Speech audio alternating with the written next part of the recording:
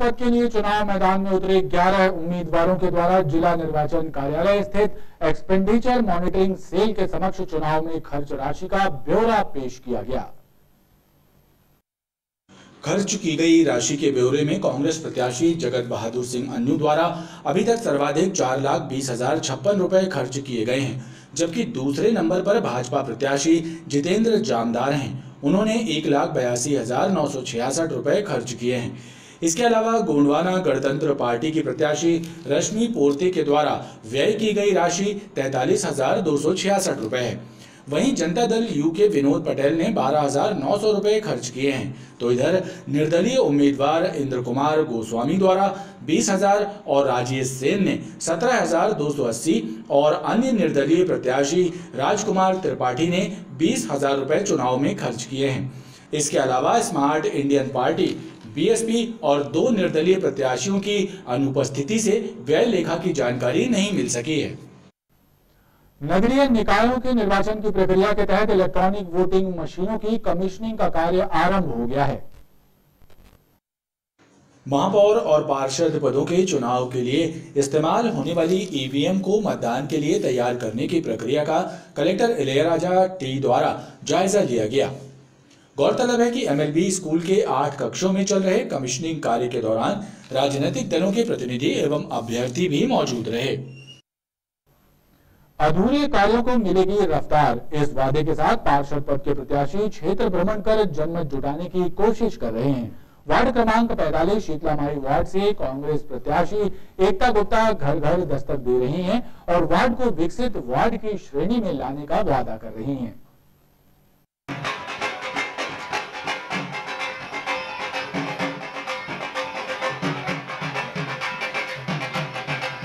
Sheetlamai ward से कांग्रेस की महिला प्रत्याशी एकता गुप्ता का जनसंपर्क अभियान निरंतर जारी है। वार्ड विकास और अधूरे कार्यों को पूरा करने के संकल्प के साथ कांग्रेस कार्यकर्ता घर घर पहुंच रहे हैं।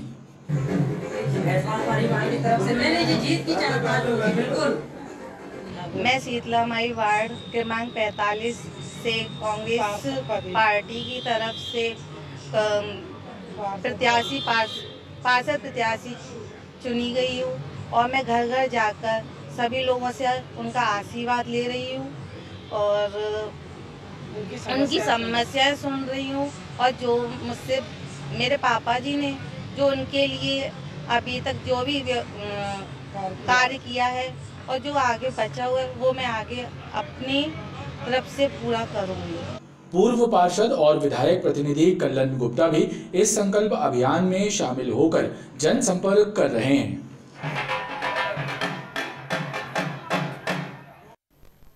महाराजा अग्रसेन वार्ड से निर्दलीय प्रत्याशी समर्थ तिवारी भी जोर शोर से जनसंपर्क में जुटे हुए हैं। केक चुनाव चिन्ह के साथ मतदाताओं के बीच पहुंचे समर्थ तिवारी के द्वारा उनकी पत्नी एवं पूर्व पार्षद ममता तिवारी द्वारा कराए गए विकास कार्यों के आधार पर उनसे मतदान की अपील कर रहे हैं।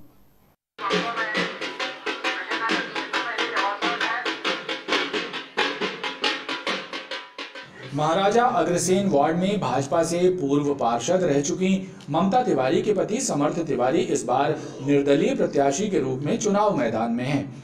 चुनाव चिन्ह केक के साथ वो जनता के बीच जाकर पूर्व पार्षद ममता तिवारी द्वारा कराए गए विकास कार्यों का हवाला देकर जनता से अपने पक्ष में मतदान करने की अपील कर रहे हैं।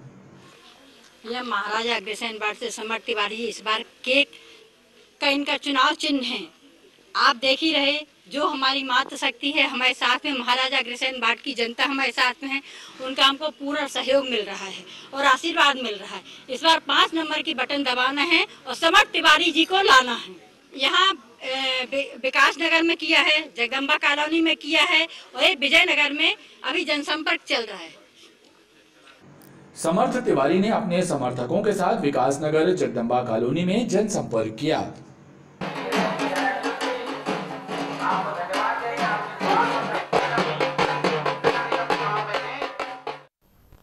महाराजा अग्रसेन वार्ड से भारतीय जनता पार्टी ने पार्षद पद के प्रत्याशी के रूप में पूर्व पार्षद और एमआईसी मेंबर रह चुके कमलेश अग्रवाल को टिकट दी है।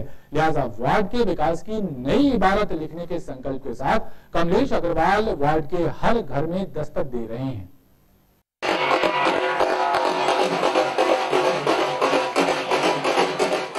महाराजा अग्रसेन वार्ड से भाजपा उम्मीदवार कमलेश अग्रवाल ये प्रयास कर रहे हैं कि वो जनसंपर्क के दौरान वार्ड के प्रत्येक मतदाता तक पहुंच सकें और उन तक अपनी बात पहुंचाकर वार्ड विकास की नई इबारत लिखने का संकल्प ले सकें। एक क्रम में उन्होंने जनमत जुटाने के लिए SBI चौक और उसके आसपास के क्षेत्रों में जनसंपर्क किया।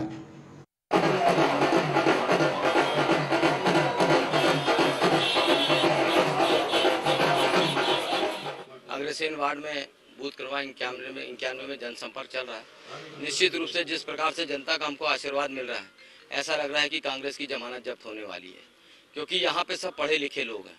उनकी सोच ये है कि सिर्फ हमारे वार्ड में विकास का काम होना चाहिए। और विगत 5 सालों में आपने देखा वार्ड की क्या स्थिति बन गई है।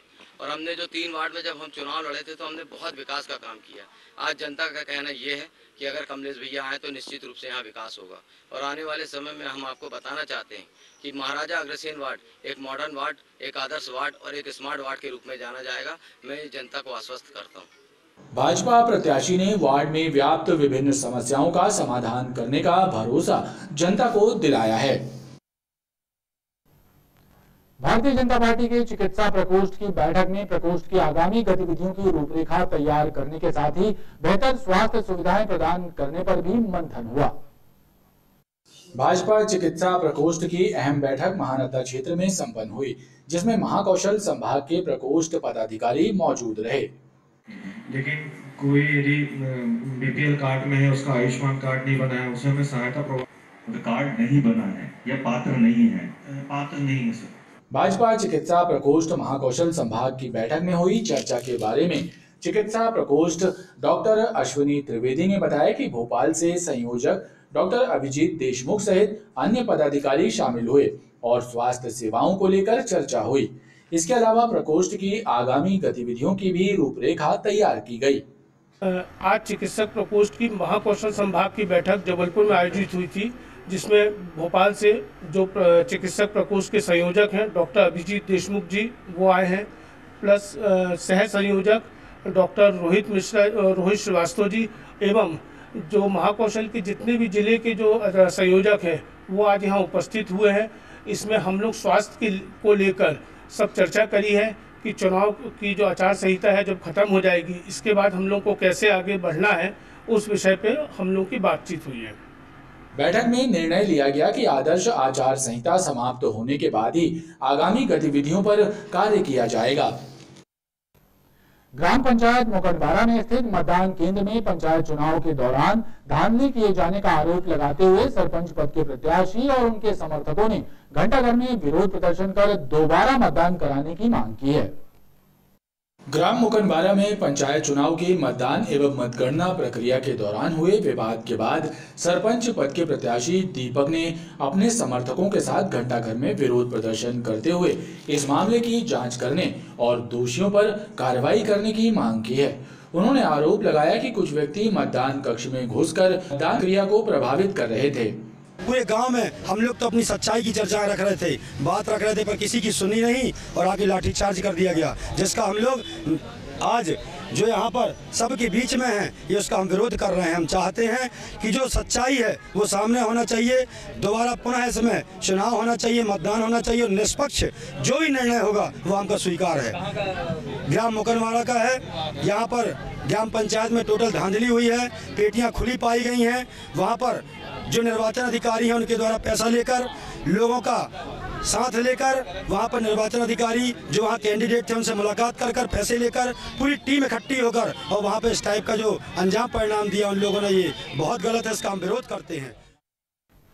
हैदराबाद से सांसद और AMIM के राष्ट्रीय अध्यक्ष असदुद्दीन ओवैसी ने जबलपुर प्रवास के दौरान सुपा शाह मैदान में आयोजित सभा को संबोधित करते हुए केंद्र और राज्य सरकार पर जमकर निशाना साधा। उन्होंने देश और प्रदेश में मुस्लिमों की हालत के लिए सत्ता पक्ष को जिम्मेदार ठहराया है। हैदराबाद से सांसद असदुद्दीन ओवैसी जबलपुर प्रवास पर पहुंचे और सुबह शाह मैदान में आयोजित चुनावी सभा को संबोधित किया। इस दौरान उन्होंने कांग्रेस और भाजपा पर जमकर निशाना साधा। किसी मजहब का खिलाफ था न कभी हो, मैं अपने हिंदू भाइयों का खिलाफ था न कभी रहूंगा। मुझे फिक्र और तकलीफ इस बात की है कि भारत का ये मुसलमान जिसके बुजुर्गों ने देश की आजादी में अपना सब कुछ जुटा दिया। तुम आज अगर खड़े हो तो तुम बरकतुल्लाह रहमतुल्लाह के जानसी हो। और बरकतुल्लाह जिसने अफगानिस्तान में बैठ कर अंग्रेजों के खिलाफ हुकूमत। एआईएमआई प्रमुख असदुद्दीन ओवैसी के जबलपुर आगमन पर विरोध के स्वर मुखर हो गए हैं। इसी श्रृंखला में हिंदूवादी संगठनों ने घामापुर चौक में विरोध प्रदर्शन किया।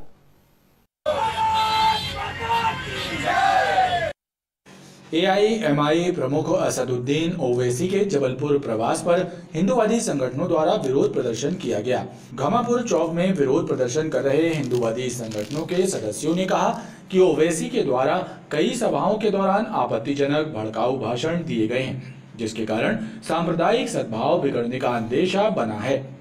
राष्ट्रीय अध्यक्ष ओवैसी जो जबलपुर आगमन हो रहा है उस पर जो है हम लोग घोर निंदा करते हैं और हिंदू संगठन हमारा घोर निंदा करता है और हमारी ये मांग है कि इनको जबलपुर में प्रवेश न करने दें, क्योंकि इससे सांप्रदायिक घटनाएं हो सकती हैं, क्योंकि वह जो है आपत्तिजनक जो है भाषण देते हैं जिससे सांप्रदायिक भावनाएं ठेस होती है और हिंदुओं को जो है आहित करते हैं।